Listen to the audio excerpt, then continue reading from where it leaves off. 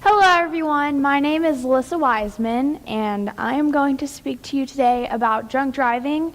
And as you all know, drunk driving is obviously very dangerous, but you may be surprised with some of the specific stages that alcohol has on your body, and I'm going to explain that today. I'm going to start off with something you might know of. It's called the blood alcohol content, and this is the percentage of alcohol in your system.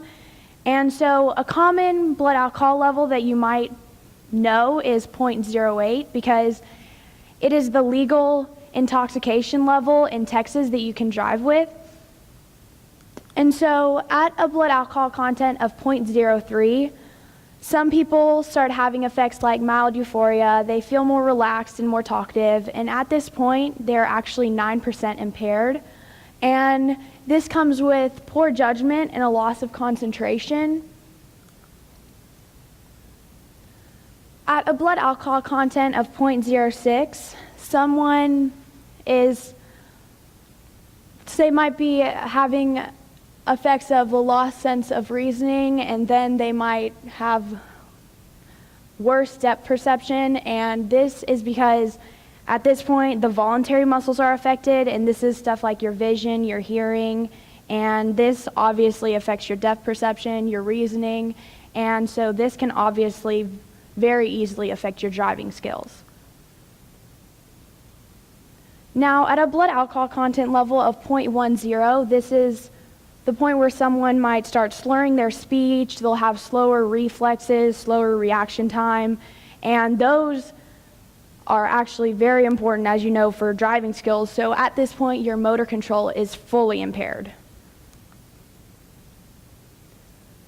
Now, at a blood alcohol content of 0.20, a person is actually at a point of sedation, and this actually means that they are intoxicated to the point where they can actually be operated on for surgery.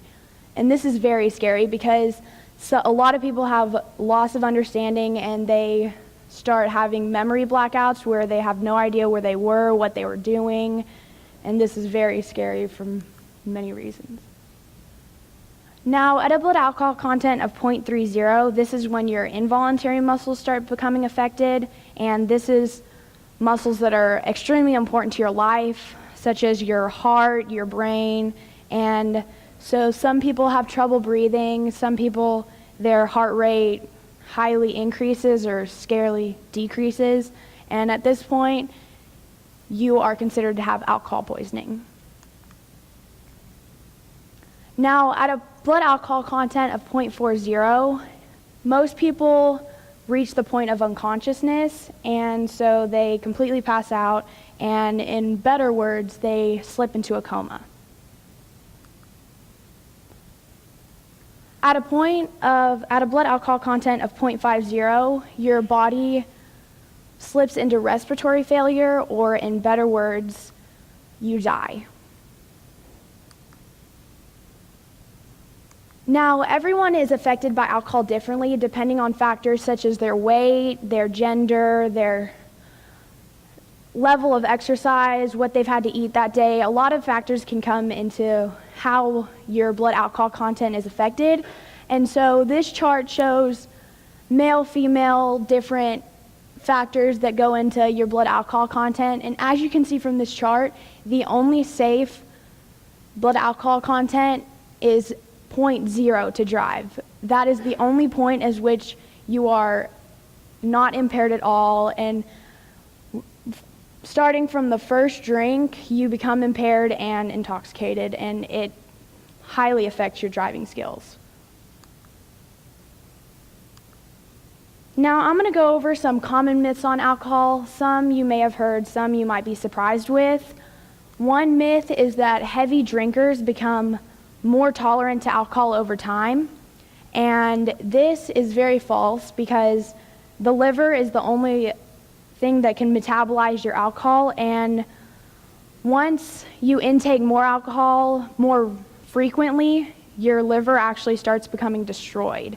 So this myth is actually very wrong because it actually has the opposite effect. Heavy drinkers actually destroy their liver over time, and they actually become less tolerant to alcohol.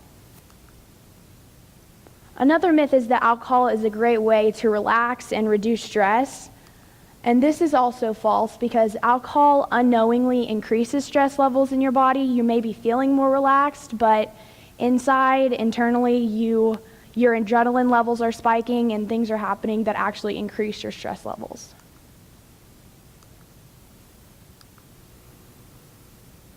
Now, a popular myth is that food, cold showers, and exercise can help sober someone up faster, and this is also false because, as I said, the liver is the only thing that can metabolize the alcohol in your system, and so the liver only metabolizes at a set rate, and food, cold showers, none of these factors can speed up this process.